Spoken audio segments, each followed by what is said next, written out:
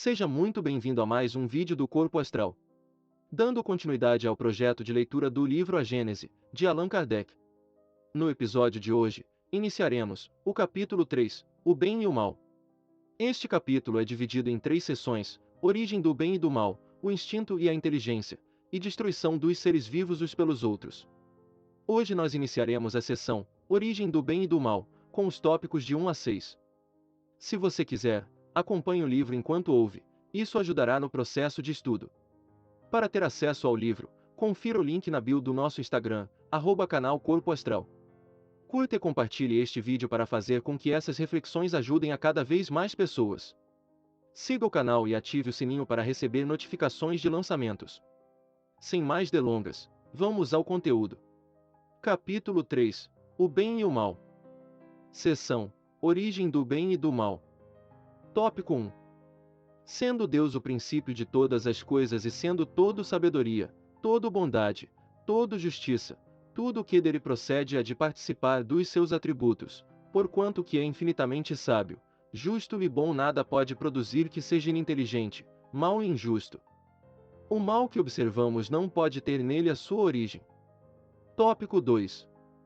Se o mal estivesse nas atribuições de um ser especial, quer se lhe chame Arimane, quer Satanás, ou ele seria igual a Deus, e, por conseguinte, tão poderoso quanto este, e de toda a eternidade como ele, ou lhe seria inferior.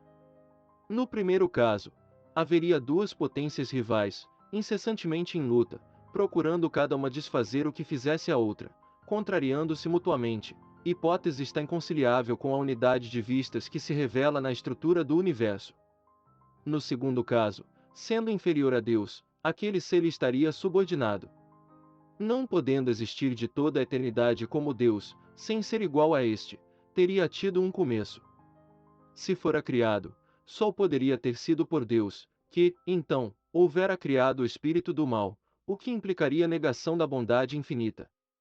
Veja-se O Céu e o Inferno, capítulo 9, Os Demônios.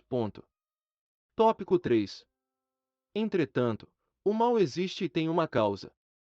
Os males de toda espécie, físicos ou morais, que afligem a humanidade, formam duas categorias que importa distinguir: a dos males que o homem pode evitar e a dos que lhe independem da vontade.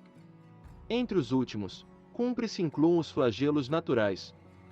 O homem, cujas faculdades são restritas, não pode penetrar, nem abarcar o conjunto dos desígnios do Criador, aprecia as coisas do ponto de vista da sua personalidade, dos interesses factícios e convencionais que criou para si mesmo e que não se compreendem na ordem da natureza.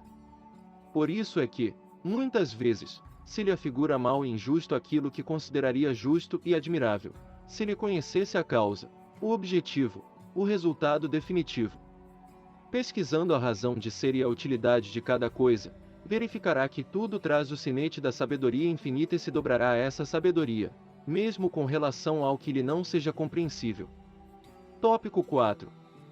O homem recebeu em partilha uma inteligência com cujo auxílio lhe é possível conjurar, ou, pelo menos, atenuar os efeitos de todos os flagelos naturais. Quanto mais saber ele adquire e mais se adianta em civilização, tanto menos desastrosos se tornam os flagelos. Com uma organização sábia e previdente, chegará mesmo a lhes neutralizar as consequências, quando não possam ser inteiramente evitados. Assim, com referência, até, aos flagelos que têm certa utilidade para a ordem geral da natureza e para o futuro, mas que, no presente, causam danos, facultou Deus ao homem os meios de lhes paralisar os efeitos. Assim é que ele saneia as regiões insalubres, imuniza contra os miasmas pestíferos, fertiliza terras áridas e se industra em preservá-las das inundações, constrói habitações mais salubres, mais sólidas para resistirem aos ventos tão necessários à purificação da atmosfera e se coloca ao abrigo das intempéries. É assim, finalmente, que, pouco a pouco, a necessidade lhe fez criar as ciências, por meio das quais melhora as condições de habitabilidade do globo e aumenta o seu próprio bem-estar. Tópico 5. Tendo o homem que progredir, os males a que se acha exposto são um estimulante para o exercício da sua inteligência, de todas as suas faculdades físicas e morais, incitando-o a procurar os meios de evitá-los. Se ele nada houvesse de temer, nenhuma necessidade o induziria a procurar o melhor, o espírito se lhe entorpeceria na inatividade, nada inventaria, nem descobriria. A dor é o aguilhão que o impede para a frente, na senda do progresso. Tópico 6. Porém, os males mais numerosos são os que o homem cria pelos seus vícios, os que provêm do seu orgulho, do seu egoísmo, da sua ambição, da sua cupidez, de seus excessos em tudo. Aí a causa das guerras e das calamidades que estas acarretam, das dissensões, das injustiças, da opressão do fraco pelo forte, da maior parte, afinal, das enfermidades. Deus promulgou leis plenas de sabedoria, tendo por único objetivo o bem. Em si mesmo encontra o homem tudo o que lhe é necessário para cumpri-las.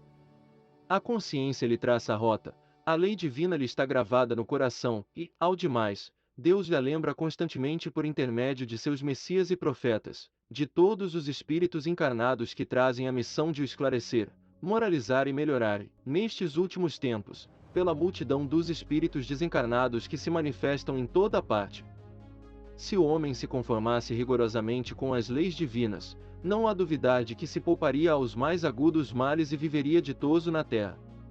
Se assim procede, é por virtude do seu livre-arbítrio, sofre então as consequências do seu proceder. O Evangelho segundo o Espiritismo, capítulo 5, nos 4, 5, 6 e seguintes. Este foi o vídeo de hoje.